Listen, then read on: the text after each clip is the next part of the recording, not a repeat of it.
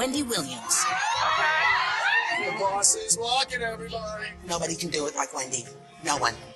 People love Wendy. Heartbreaking news today about former talk show host Wendy Williams. New court documents filed by her legal guardian say she is now permanently incapacitated by her ongoing health battles. How dare you, Mr. Spears? You had me fooled. And you too, Mrs. Spears. Death to all of them. In a shocking turn of events, a new speculation has emerged suggesting that Beyoncé may be linked to Wendy Williams' recent hospitalization and devastating diagnosis. Fans are speculating that Williams' ongoing neurological decline could be karmic payback for her 2011 accusations about Beyoncé's pregnancy, where she publicly questioned the legitimacy of the singer's baby bump on live television. You know that incident when Wendy Williams fell? In one of her gossip episodes, she starts it off with, "Someone's jealous of Adele." And then she goes, "It's Beyoncé." Guess who's jealous of Adele? Beyoncé. So Wendy Williams said this. Yeah, so Wendy Williams is saying all this stuff about Beyoncé, right? First of all, Beyoncé, the most disturbing thing is I can see the differentiation between your natural hair and your ponytail. A month later, what happens? She fell. You know what's crazy? They're trying to put it on dementia. On her Wikipedia, and when you search up Wendy Williams, everywhere she has dementia, she has dementia.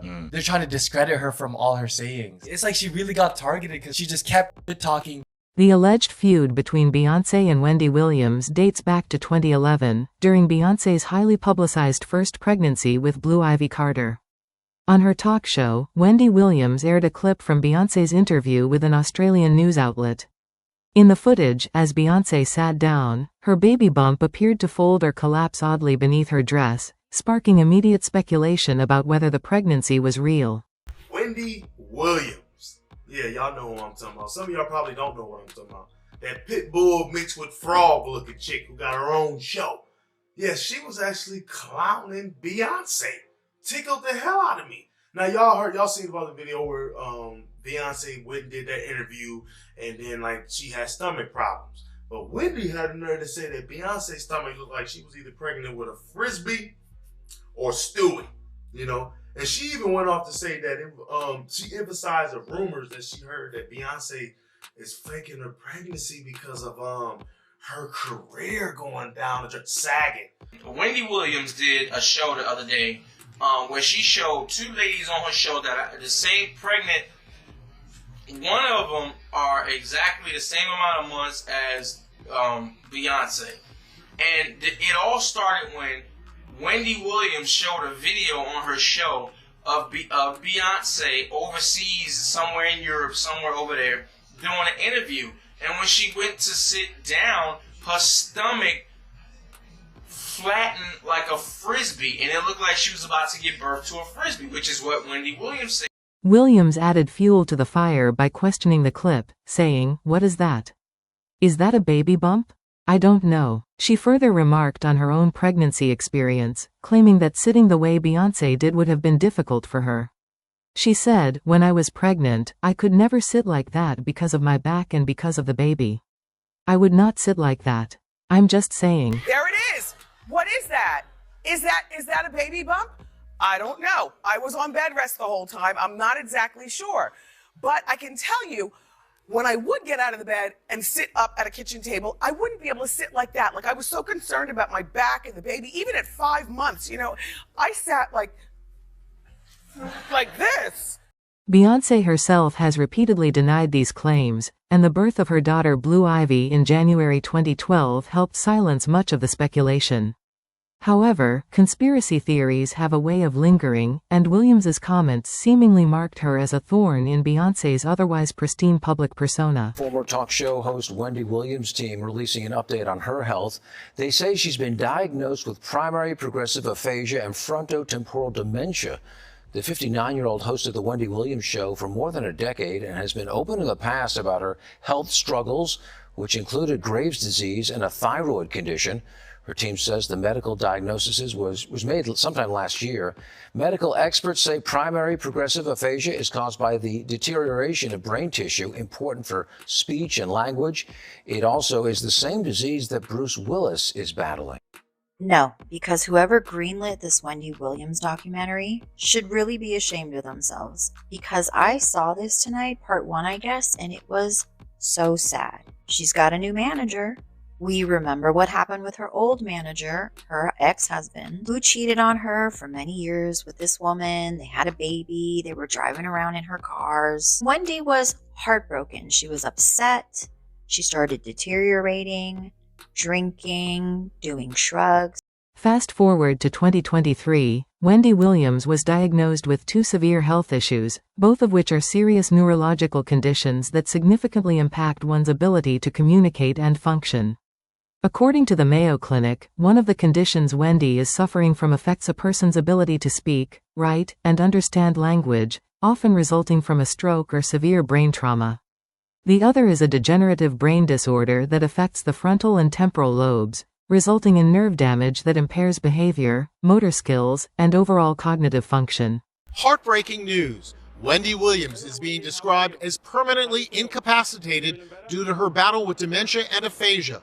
Her guardian, attorney Sabrina Morrissey, made the disturbing revelation in court filings. Did you see a neurologist To find out if I'm crazy? Mm-hmm. Oh my God, no, I can't do this. I can't do this. I have to sit down again. She was put in front of a judge and given a guardian. That was when they took her away from us. I have no money. I'm going to tell you something. If it happens to me, it could happen to you. As her family, we were all sitting on the sidelines watching, and she was crying out for help. Did you drink this whole thing today? Keep it there. Okay. Williams's court-appointed guardian, Sabrina Morrissey, revealed in legal documents that Wendy has become permanently disabled and legally incapacitated due to cognitive impairment stemming from her progressive condition. This news follows her earlier health challenges, which were first made public in February 2024, shortly before the release of Lifetime's docuseries *. Where is Wendy Williams? *. We had a guest on here recently who made allegations about Jay-Z in relation to Diddy, and Jay-Z and Beyoncé sent me a pretty strongly worded legal letter demanding we take that down because we had no evidence for the allegations, which we did because we didn't have independent evidence. But there's a lot going on here around Jay-Z, and it's culminated now with this lawsuit. What do you make of it? Why Beyoncé? The roots of this conspiracy lie not only in Wendy Williams's infamous 2011 commentary but also in Beyoncé's enduring cultural influence. Beyoncé and her husband, Jay-Z, are often seen as untouchable figures in the entertainment industry. Their immense wealth, power, and loyal fanbase, the Beehive, have solidified their status as cultural icons. This aura of power has fueled countless rumors and theories, with some fans attributing almost mythical abilities to the couple. She's not well. So it's just a lot going on in Wendy's life that this is where you need your friends, where you need your family. You need people who love you. So all I can do over here is pray for Wendy.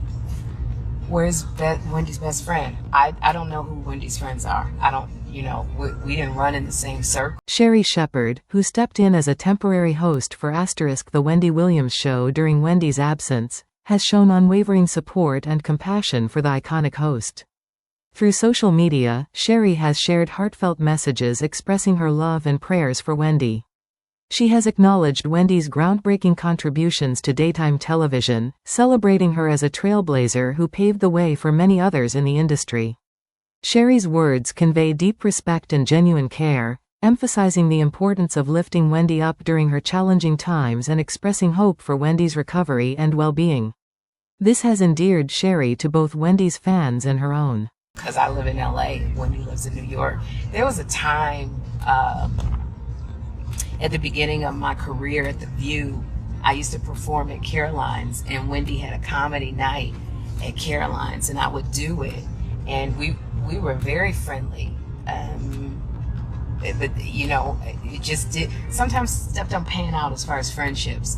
So Wendy was very, very honest and transparent on her show. She said she didn't like being friends with celebrity. Her thoughtful gestures not only highlight her gracious character but also underscore the solidarity and empathy shared among public figures in the media world, proving that kindness and support can transcend professional roles. Has done a great job making it seem like everything is okay always. Wendy, make sure you look here. 1, 2, 3. But in reality, Kevin Hunter Jr., Wendy Williams' son, has been a steadfast pillar of support for his mother throughout her health struggles. As Wendy's condition has garnered public attention, Kevin has stepped up to advocate for her, ensuring she receives the care and respect she deserves. He has spoken openly about the immense challenges his mother faces daily. when she's in New York, she doesn't have anybody to really call on, to really want to do anything with her, unless they're being paid. I think that once she realizes that, that's when the lonely feeling really sets in. That's when self-sabotage occurs, and she drinks and smokes e-pens. And it just looks like, we're heading down the same path of self-sabotage. He has emphasized the importance of family and the deep bond he shares with his mother, underscoring that love and close-knit relationships are crucial during such trying times. His unwavering support highlights not just familial duty but also the profound emotional connection they share. Jaguar Wright's allegations. Adding to the controversy, singer Jaguar Wright has also accused Jay-Z of controlling Beyoncé and possibly forcing her to consume drugs.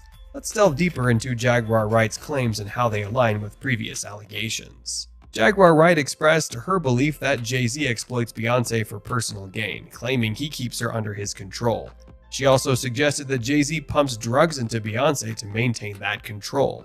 Jaguar's story aligns with Uncle Ron's allegations, further adding to the intrigue surrounding Jay-Z and Beyoncé's relationship. Beyoncé's reaction and independence. One aspect that has raised eyebrows is Beyoncé's minimal reaction to Jay-Z's infidelity.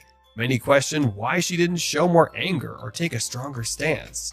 Some argue that this lack of reaction implies a lack of agency or independence on her. Beyond the 2011 pregnancy controversy, Wendy Williams has commented on Beyoncé several times throughout her career.